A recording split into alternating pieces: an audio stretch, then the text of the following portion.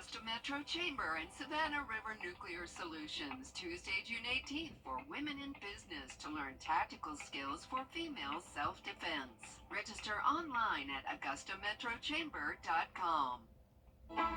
Happy Father's Day from News Channel 6. Weather headlines on News Channel 6, brought to you by Hickson Roofing.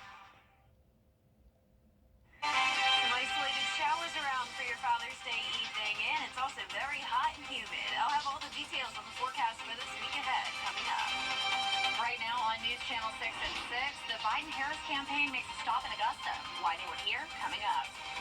Plus, one North Augusta neighborhood continues to fight against a huge development that could be on the way. Why they don't want it, straight ahead. And South Carolina lawmakers calling for change after the death of a woman in Myrtle Beach. What they're saying is your News at 6 starts right now.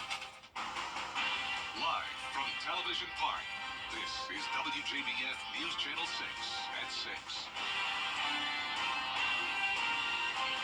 A good Sunday evening to you and happy Father's Day. I'm Kim Vickers. Thank you so much for joining us. Coverage you can count on begins in Augusta, where the Biden-Harris campaign made a visit celebrating the opening of the new campaign office. Isabella Moody is live in the studio tonight with more. Isabella? Today, the Biden-Harris campaign and the Democratic Party of Georgia opened a new campaign office and kicked off Seniors for Biden-Harris. State Senator Harold Jones, State Representative Carlton Howard, and Richmond County Party Chair and Augusta District 1 Commissioner Jordan Johnson, along with the Biden-Harris campaign, all spoke at this event. The office will be dedicated to working to re-elect President Biden. Speakers also focused on the senior citizens and strengthen Social Security to protect the work the Biden administration has done for them. Who your president is absolutely matters, and we're making sure that folks know that who you put in the White House matters, because it will directly impact what comes from the federal government to support what happens on the local level. The office wants to encourage those who are interested in helping spread the word during the election to join. The office is at the Augusta-Richmond County Democrat Party headquarters. Back to you, Kim. All right, Isabella, thank you. Juneteenth celebrates the official freeing of enslaved African Americans after the Emancipation Proclamation. It also stands as a reminder of the importance of voting rights for Black Americans. At Augusta's Juneteenth celebration, the alumni chapter of the Delta Sigma Theta sorority set up a table to talk to people about exercising their right to vote. The struggles that our forefathers have had, even to vote. They had a count of jarred jelly beans. And a lot of people take that for granted, or they take that as a joke, but it's real. And we have the freedom right now to just go and vote. Encouraging folks to register to vote. Are you registered to vote? I am. Good. When we're looking at folks who are voting, we want to remind them that they have the freedom and should exercise that freedom, that right to go out and pick those persons who represent them. As celebrations continue with Juneteenth Augusta celebration from noon to 9:30 p.m. on Wednesday at the James Brown Arena parking lot, the Bamberg NAACP will also hold a celebration on Wednesday at Bamberg Veterans Park from 11 a.m. until 3 p.m. And it's time now for a look at our weather with meteorologist Jenna Petracci. Jenna, hot day today. Yeah, hot all weekend, Kim. Definitely needed to stay hydrated, and I hope all of you tried to if you're out and about for Father's Day weekend. And also, you may need the rain gear if you're headed out late tonight for any final Father's Day plans. We do have some showers popping up on Live Viper 6. Definitely not a washout. This is just some quick, heavy rain. Really not much thunder or lightning either within these cells. Notice Aiken County getting a little bit of that heavy rain right over New Ellington and also near Savannah River site outside of Jackson.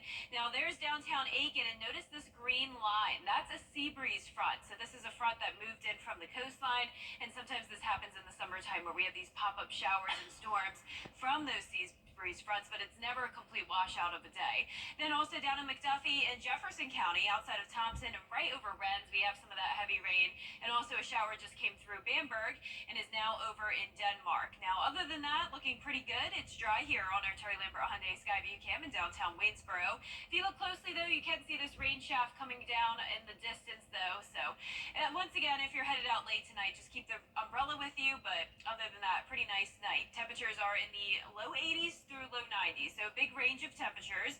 Cooler in Allendale and Bamberg from the rain, 90 in Augusta still, 93 in Evans, 91 in Aiken. Wrightsville, you're at 94 degrees, and 92 in Waynesboro. Dew points are very high, sitting around 70 degrees in a lot of places, and that that is making the heat index feel anywhere from around 95 to 100 degrees up in Edgefield. It's been like this all weekend long.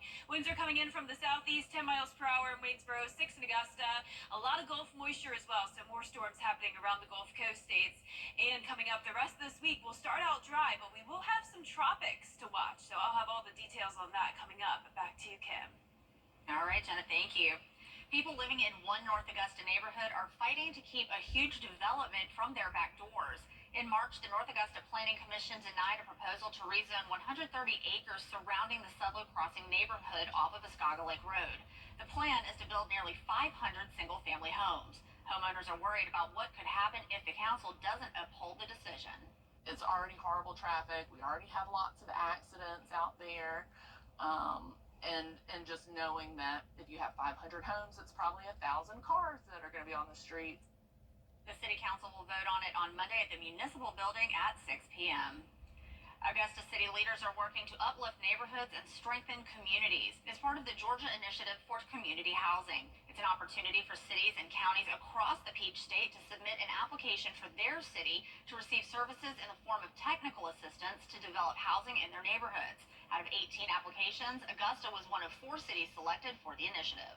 We're spotlighting the Turpin Hill neighborhood area, but it's the opportunity for us to start in this particular neighborhood, and then we're able to build out throughout Augusta, Georgia neighborhood. So this is our blueprint. This is our bedrock for us to be able to have some type of starting point that we can use this particular tool to move throughout Augusta, Georgia. A community meeting is set for Thursday, June 20th at 6 p.m. at the Carrie J. Mays Center to get input and share ideas. We have more on the initiative over at WJBF.com. And we have an update on a homicide investigation in Richmond County we told you about yesterday. We now know the identity of the person found at the Dollar General parking lot on Martin Luther King Jr. Boulevard. The coroner identified the victim as 28-year-old Elias Delk of Augusta. He appeared to have died from multiple blunt force traumas. Delk was pronounced dead on the scene at 5:45 on Saturday morning. And South Carolina representatives are calling for a change after a Myrtle Beach woman was hit and killed on a beach by a Horry County police vehicle Thursday afternoon. Hannah Huffstickler explains. This incident could bring a major policy change to state and local public agencies. Sandra Schultz Peters was hit just after 1 p.m. between the Myrtle Beach State Park and Doubletree Resort by Hilton and later died at Grand Strand Regional Medical Center. The police vehicle that hit her was a 2020 Ford Ranger. William Bailey, a state representative from Little River, says he wants to see change and does not want this to happen again. Tragic event is happening more and more often. I think over the last 4 years we've seen probably 3 different events with public safety and other vehicles that are on the beach having accidents. This last one was one of the most tragic. This is not the first time something like this has happened on the Grand Strand. An Horry County patrol car also struck someone in Garden City in 2020. That person did survive. Representative with Horry County, Tim McGinnis, asked the same sentiment by saying, quote, I am interested in talking with law enforcement and safety officials about legislation to prevent this from happening again. What happened was a tragedy, and if there is a way we can make it safer on our beaches, we need to do it, end quote. Bailey says he would like to see a ban or more rules on having full-sized vehicles on the beach for non-emergency situations. I think our goal will be is to try to get to the situation where these vehicles are probably used in less peak time, probably before 9 o'clock and probably after, say, 4 o'clock in the afternoon. There's just no room on the coast for the sunbathers and people who are coming down to enjoy our area, and also have F-150s and other vehicles when we have other resources that we could depend on. Bailey says the full-size trucks are very similar to the now illegal Carolina squat, with both having poor peripheral vision and slow reaction times. He says they want the change to be something positive and they don't want to take away any resources the public safety officers need. I think in today's time, when we look at the resources that almost every department has access to, it's really hard to justify having a full-size, very poor peripheral vision vehicle on the beach. I mean, it's just not worth it. It's difficult and there's too much risk involved when you move that vehicle on the beach. He says. Now, State Representative Bailey says that he hopes to file the bill before the end of the year. And we have a few showers around tonight, and then as we go into the start of the new week, it will be dry, plenty of sunshine, still hot, but the humidity won't quite be as high. And we're also watching the tropics. I'll have all those details right after the break. The WJBF Live Viper 6 Skyview Network is sponsored by Terry Lambert Hyundai. Low prices, big selection, and committed to quality customer service. From News Channel 6. Now, your most accurate forecast with WJBF Live Viper 6. Welcome back and happy Father's Day. I hope you've had a wonderful weekend so far, and I hope you stayed cool. It was very, very hot with that heat index around 100 degrees and little to no rain to bring us any relief. In fact, we're finally getting a few showers as of the last couple of hours, but those rainfall amounts certainly not very impressive, only up to trace amounts across the metro and primarily our southeastern counties. You can see here on Live Viper 6, we're mostly dry north of the interstate, just these few spotty showers peppered about here. The metro is pretty much dry, but in Aiken County, near New Ellenton and near Jackson, Savannah River Site, we have some brief heavy rain. And you can see this green line here, that is a sea breeze front that causes these showers and storms to pop up. Further out towards the west, we do have some heavy rain near Thompson and McDuffie County. We're on the border of Jefferson County, right over Rennes. And then over back towards the east in Bamberg County, just had some heavy rain move through Denmark, and now that's pushing into Barnwell County, so near Hilda and headed up towards Williston, Elko area. On our Terry Lambert Hyundai Skyview cam, you can tell it's a pretty stormy view here at Wellstar MCG Health. 90 degrees and feeling even hotter than that. Dew points are high, right around 70, with a southeast wind of 6 miles per hour. We're sitting in those low to mid 90s, but we do have some 80s from the rain. Barnwell 86, 81 in Allendale, and 87 in Bamberg. The 94 up in Edgefield, feeling like 100, 93 in Crawfordville, and 92 in Gibson. Satellite and radar showing those isolated showers and storms across the Midlands and CSRA, and then a whole lot of Gulf moisture out towards our west. Showers and storms from the Florida Panhandle all the way over into eastern Texas, and then down near the Bay of Campeche outside of Mexico, we do have this low pressure that's developed, and that's where we're watching for potential tropical development. 70% chance now that this could be our first tropical system of the season, but good news for us in the CSRA, this is going to be moving up towards the Texas coastline area, so will not be an issue for us. But what we do have to watch is this area that's at a 30% chance of development, and that could impact parts of coastal Florida, Georgia, and South Carolina. Right now, just at a 30% chance of development. Definitely doesn't look very likely, but we could see some rain later on in the week from that. Partly cloudy tomorrow and hot, starting out in the low 70s, climbing to 90. Heat index around 94, so we'll take that. A little bit cooler than what we had over the weekend, but still not much rain to cool us off until we go into the end of the week, and over the weekend, a 30 to 40% chance of showers.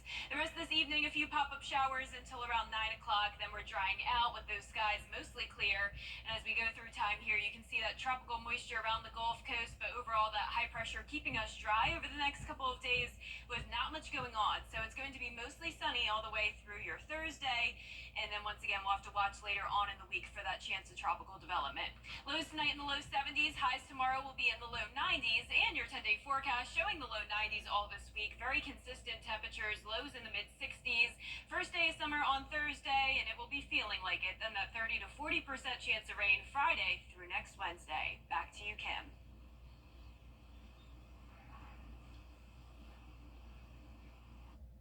The CSRA's favorite news app is now even better with easier access to local news, weather, and streaming video. Download the News Channel 6 mobile app. Can you really count on your Today. We couldn't wait any longer. The Weinberger's famous tent sale is going on right now. We have more furniture than any store in the Southeast. Everything has additional discounts up to 75% off. Save on in-stock and special orders. These really are the best prices of the year, but only for 2 weeks. The tent sale is happening early this year, now through June 23rd. Open every day with extended hours. Hurry into Weinberger's famous tent sale and check back daily. After you've been injured on the This Father's Day weekend plagued by gun violence. Multiple people injured by gunfire in Michigan, Texas, Maryland, and Massachusetts. Morgan Norwood has the latest on these shootings. In An investigation now underway in Rochester Hills, Michigan, after a shooter opened fire Saturday afternoon at a splash pad park, injuring 9 people. Unfortunately, in my 5 years as being county executive, this is now the second mass shooting. We're getting all too good at this, and I'm disgusted by it. The youngest victim, a 4-year-old boy. His 8-year-old brother and their mom also hurt, both in critical condition. The oldest victim, a 78-year-old man who was shot in the abdomen, according to police. Under no circumstance in this country, particularly in Rochester Hills, should fathers be spending Father's Day in a hospital. Police have identified the suspected gunman as 42-year-old Michael William Nash. They say he apparently died by suicide and had no connection to any of the victims. In another shooting Saturday evening, this one in Texas, the Juneteenth celebrations turning deadly when gunfire erupted at a park in Round Rock. Police say an altercation broke out shortly before 11 p.m. During that altercation, someone produced a gun and began to fire. Multiple victims were hit. Unfortunately, we do have 2 deceased on scene. We do not have a suspect in custody. Meanwhile, early Sunday morning, authorities in Methuen, Massachusetts say 7 people were shot during a pop-up party that was organized through social media. They say an 8th person suffered serious head injuries trying to get away from the scene. While these spontaneous car club meetups, they generally do not escalate to this type of violence, our policy has been and will continue to be to take law enforcement action wherever appropriate to discourage this activity from occurring in the first place. No arrests have been made in the case. And in Maryland, police are searching for the alleged suspect who opened fire at a sporting event held at a high school Saturday morning, killing 1 man and injuring a 5-year-old child. Morgan Norwood, ABC News, New York. That's sad. If you or a loved one is struggling with a mental health crisis or considering suicide, call or text 988. And coming up here from South Carolina's new baseball coach, and the Braves wrap up their series with the Rays on Father's Day. Sports is next. ACSRA, Mike. Education is our middle name. So having a comedian as a parent has its ups and downs, according to Will Ferrell's son. 20-year-old Magnus Ferrell recently made a TikTok post highlighting one of his dad's classic pranks. A couple of years ago, Will dressed up as a medieval lord to send his son off to prom. That is awesome. Magnus says it was embarrassing, but he didn't take it too hard. He rated the prank a 10,000 out of 10. Now, as a parent, I have discovered that my greatest joy is mortifying my children, and I recently discovered that my 14-year-old, all it takes is to talk in current teen slang, so all I have to say is something that's bussin' or sus, no cap, and she melts into a puddle of mortification immediately. Even if we're alone, we don't even have to be in front of people. It's amazing. Now you have a nightly weekend platform Yes, to do that if needed. I didn't even think about that. I'm in. So behave. Are they watching? Yes, I told her to watch, so hopefully she's probably. Oh, she's already dying. probably. Yes, Probably got a text on that. absolutely. That's amazing. Our 10-day forecast showing the hot conditions this week, but not as hot as it was over the weekend. We no longer have that heat index of around 100, more so in the low 90s. Tomorrow, a high of 92, lows in the mid-60s. First day summer on Thursday, right at 90 degrees still. Then some rain chances by Friday and all the way into next week. I already got a text. She's dying. So Oh, there we go. that's our report for now. Thanks for watching. Be sure to join us again at 11 o'clock. Have a good night.